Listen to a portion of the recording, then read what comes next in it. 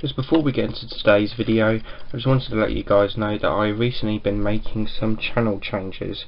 So some videos on my channel will sort of blink out of existence, and some will be post-edited, as I'm calling it. I've written a full sort of statement on this matter, which on my Google Plus page, which I've pinned it to my Google Plus page to make it a bit easier to find. So if you guys are wondering what's happening to my channel, I'll leave a link to my Google Plus page in the description so you can read up or read the post which details about my channel changes. But either way, on to today's video.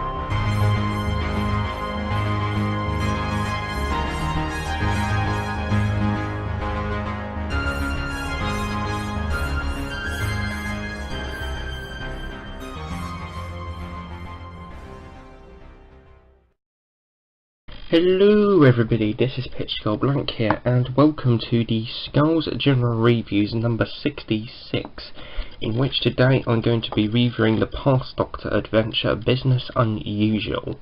So without further ado, let us take a look at the presentation of this Doctor Who book. So we have BBC, Doctor Who, Business Unusual, Gary Russell, and then for the cover itself we have the Sixth Doctor in this sort of nice orange and blue and cyan sort of vortex swell with the Stalker up next to his head up there. Very nice and sort of simplistic cover, one of the earlier ones from the Past Doctor Adventures run. For the spine we have Doctor Who, shrunken down bit of the cover, Business Unusual, Gary Russell, BBC, the sort of blue planet motif the early Past Doctor Adventures had, and Eighth Doctor Adventures I think. The Eighth Doctor Adventures didn't have that, my bad. And then for the back we have shrunken down bit of the cover, continuation of the sort of planet motif with the orange and blue theme, barcode BBC £4.99 UK pounds, Doctor Who and the titles of trademarks of the BBC ISBN number. And now for the synopsis. A security force with no official identity, a managing director with no name, a sinister creature on guard patrol resembling some kind of hellhound. Signet is no ordinary multinational company. The Doctor arrives in Brighton 1989, travelling alone. He soon discovers his old friend, the Brigadier, has gone investigating Signet, whose new interactive games console is soon to be released at an absurdly reasonable price. He was last seen in their headquarters, based in the picturesque Ashdown Forest. Investigating further, the Doctor becomes more and more entangled in a deadly web of intrigue. Together with Mel, a plucky computer programmer from Pease Cottage, the Doctor must overcome the conspiracy of silence, rescue the Brigadier, and save the world once again, something that would be a lot easier if he just knew where to start. Featuring the Sixth Doctor and Mel, this adventure takes place between the trial of a Time Lord and Time and the Rani. Then for the interior we have Doctor Who, Business Unusual, Gary Russell with Gary Russell's autograph in there, BBC books. Then there you've got advertisements for other Doctor Who books and things available on video, and with various copyright guff down there. And then we've got a little dedication there, and then there you've got an introduction, and then there you've got the start of the book as a prologue. I won't go into how this book is laid out just in this section here. I'm going to save that for the actual main review part. But the book itself is split across 274 pages. And then there we've got advertisements for BBC 8th Doctor books and Past Doctor Adventure books, as well as stories available on video, The War Machines, The Awakening from Theos, and The Happiness Patrol. And then there you've just got a few blank pages at the back. So with the presentation of this Doctor Who book out of the way with, onto the general consensus and my own personal thoughts and personal opinions on this Sixth Doctor adventure. As for the general consensus of this Sixth Doctor adventure, it has an average rating of 3.57 out of 5 on Goodreads, with extremely positive reviews overall, with many 4-star reviews. Do I agree or disagree with the general consensus? Find out in this review. With regards to Doctor Who books, there is a great deal of ranges to sink your teeth into, and each are said to hold classics somewhere within their realms. With the past Doctor adventures, I have gradually over time looked into some of these classics, such as The Murder Game and The Witch Hunters, both of which I would say far exceeded my expectations for being good Doctor Who books, which at the end of the day turned out to be legendary. Another title underneath a similar vein was this Sixth Doctor book, Business Unusual. Over the years I have heard time and time again that this was a truly amazing classic of a Doctor Who novel. Last time we looked at a Sixth Doctor adventure in my ongoing book reviewing series was Spiral Scratch, also written by Gary Russell. With that Doctor Who book, I personally feel that Gary had delivered what was a truly an amazing, albeit complex, Doctor Who book that for me personally is the best Sixth Doctor finale we've ever had. That's when you compare it to my Trial of the Time Lord, Last Adventure and Time's Champion. Spiral, to my memory, was the first Doctor Who novel I had ever read by Gary, and it really did show to me that this author was truly capable of writing some good stuff.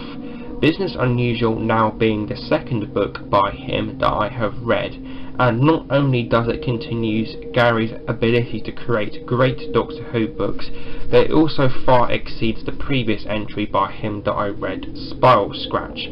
Once again, this is another fan-held classic from the Doctor Who books that truly lived up to the hype in my opinion. One of the things that grabbed me right away when reading this book as to being fantastic was the overall construction, layout and flow it has. The book itself has one prologue, one epilogue and only 3 main chapters.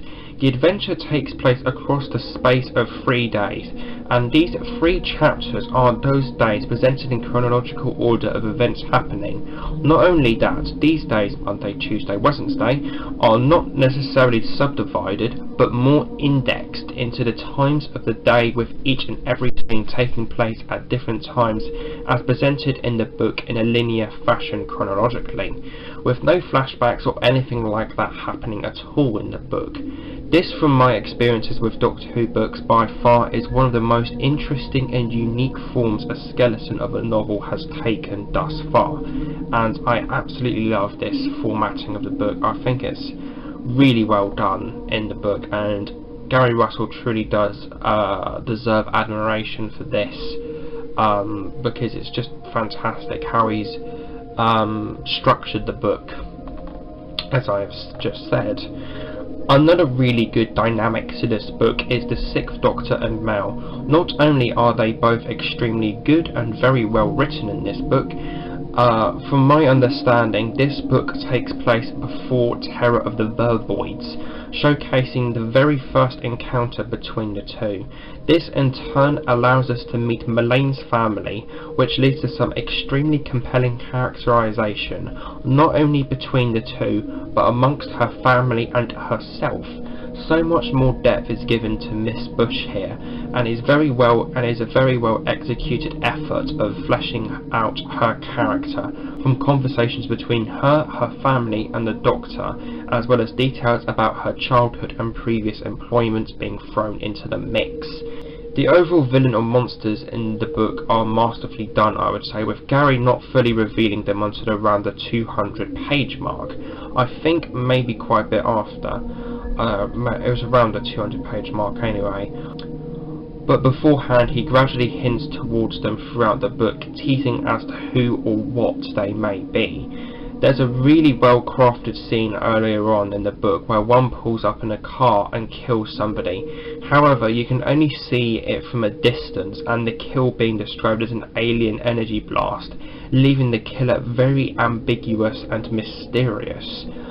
Throughout the book, chronologically to when this book takes place, there is very heavy mention of a recent defeat of another villain or monster as well in the book, giving you two possibilities as to whom or what could be the real enemy, and until they are fully revealed, plot twist style, at around the 200-page mark. Other characters in this book are amazing as well, such as the Stalker, even if you could even call it a character. The Stalker of which being one of many continuity references that are held within this book, with the explanation to it being that it's a type of dog genetically mucked around with and mixed with Stallman's gas from Inferno to basically create this super hellhound-like beast of unnatural powers. In a really interesting turn of events, I would say that about 90% of the continuity references in this book actually go well throughout the book in terms of how they are used. Characters talking to each other with them gradually being slipped in there sneakily are par for the course how they are done in Business Unusual. Doctor Who is not the only thing that gets referenced here, however.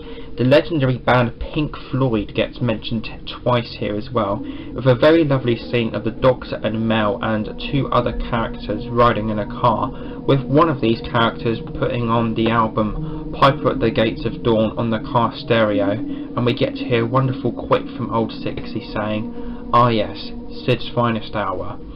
For a person whose favourite band is Pink Floyd, my overall enjoyment for the book is even more further boosted by this, as it's such a lovely thing to see my favourite TV show and my favourite band to briefly collide for two instances.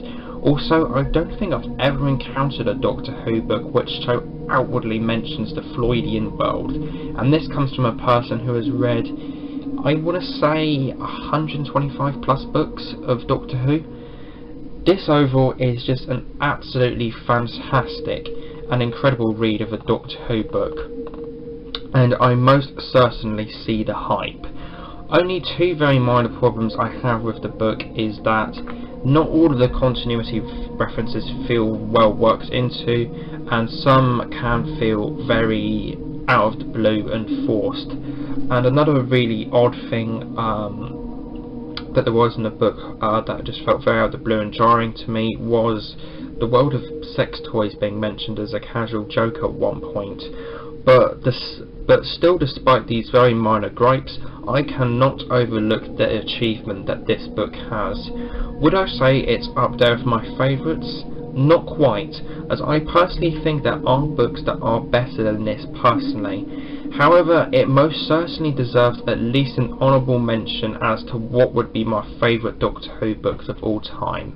I would overrate Business Unusual a 9 to a 9.5 out of 10. This is an absolutely incredible Doctor Who book overall, and it most certainly lives up to the hype in my opinion, and this is one I would highly recommend from the past Doctor range, along with the Murder Game and the Witch Hunters. Absolutely fantastic Doctor Who book. Check it out if you haven't already.